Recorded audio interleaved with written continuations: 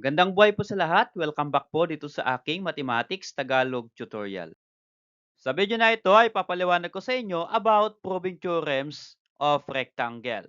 So, papaliwanag ko po step by step kung paano po mag-prove ng theorems of a rectangle. So, we have this one. Given quadrilateral mat is a parallelogram with angle M is a right angle. So, ito po yung ating quadrilateral MATH mat and angle M is a right angle. So this one. We are going to prove that angle A, angle T, angle H are right angles. So ito pong natitirang 3 angles, ipoprove natin that they are right angles. So ipapaliwanag ko po sa inyo kung paano po mag-create ng two-column form of proving theorems, yung statements and reasons. Okay, so let's start. Ito po yung ating given. So paano nga po ba mag-create ng two-column form of proving theorems? So yung first column natin ay statements at yung second column natin ay reason. Of course, ang first po natin na ilalagay sa statement ay yung ating given. Okay, so ang given po natin dito, angle M is a right angle. So pwede pong idagdag yung quadrilateral mat is a parallelogram. And sa reason natin, this is given. Okay, so mula po dito sa first statement, ibe-base po natin para makapag-create tayo ng another statement na makakapag-prove na itong angle ATH are right angles. Okay, so ito lang po yung ating angle M is right angle. So ano po ba ang measurement ng right angle? So ang right angle ay 90 degrees. So i-specify ko po dito para makuha natin kasi kailangan po natin yan mamaya yung 90 degrees na measurement. Okay? So, angle M is 90 degrees kasi siya ay right. So, ano po yung reason natin?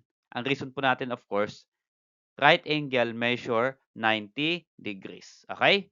Then next, i-connect natin itong angle M dito sa tatlong angles. So, ano po ba yung relationship ng angle A or angle T at angle H dito po sa angle M? Kasi ito po yung ating given. So, ang pinakamadali po dyan na relationship na angle nung angle M ay ito pong angle T. Since ito po ay parallelogram. Kasi yung opposite angles ng parallelogram, they are congruent. Okay? So, ito po yung ating third statement. Angle M is congruent to angle T. Ito po, angle M is congruent to angle T. And angle H is congruent to angle A. Ito po, angle H is congruent to angle A since they are also opposite angles. Okay. So, ano po yung reason natin dyan?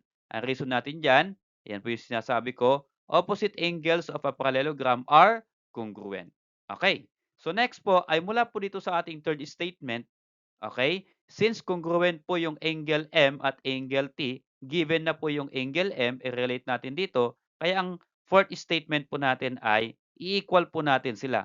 Since yung first statement ay congruent, gawin po nating equal. So, angle M is equal to angle T, ito po, and angle H and is equal to angle A. Okay, ito po yan.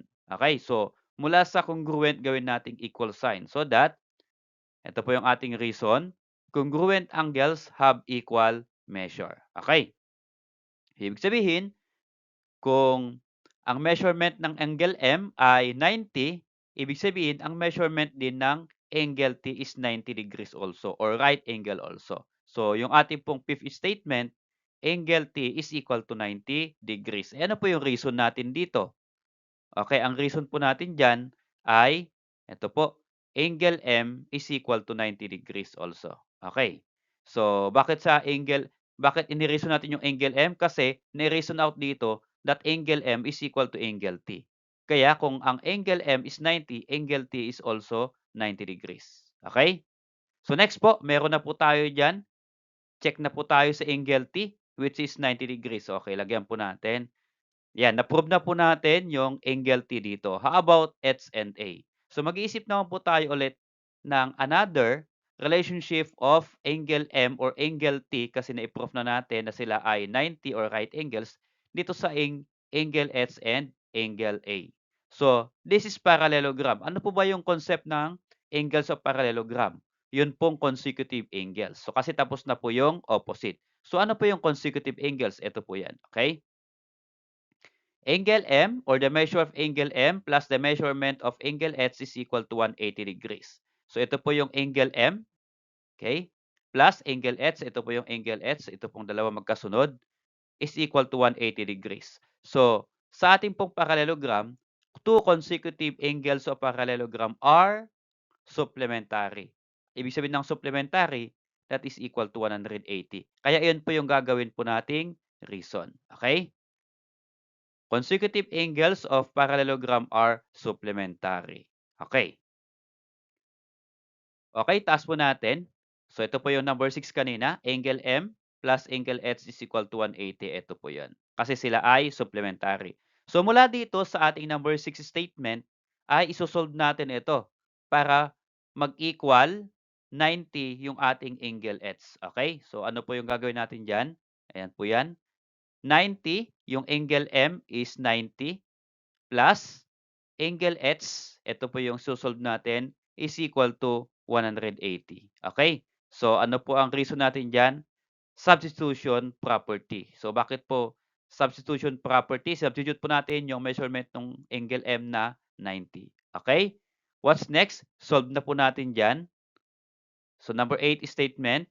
So, angle M or angle H rather is equal to 180 by what property? Pwedeng transpose natin yung 90, kaya minus 90. Ito po yung 180 is equal to 90. Pero ang reason natin dyan, yung property ay addition property. So kapag i-apply natin yung addition property, we're going to add 90 sa left ng equal sign at add natin ng or subtract natin ng 90 sa right kasi sa addition property add and subtract sa left and right ng equal sign. Kaya 180 minus 90 is equal to 90.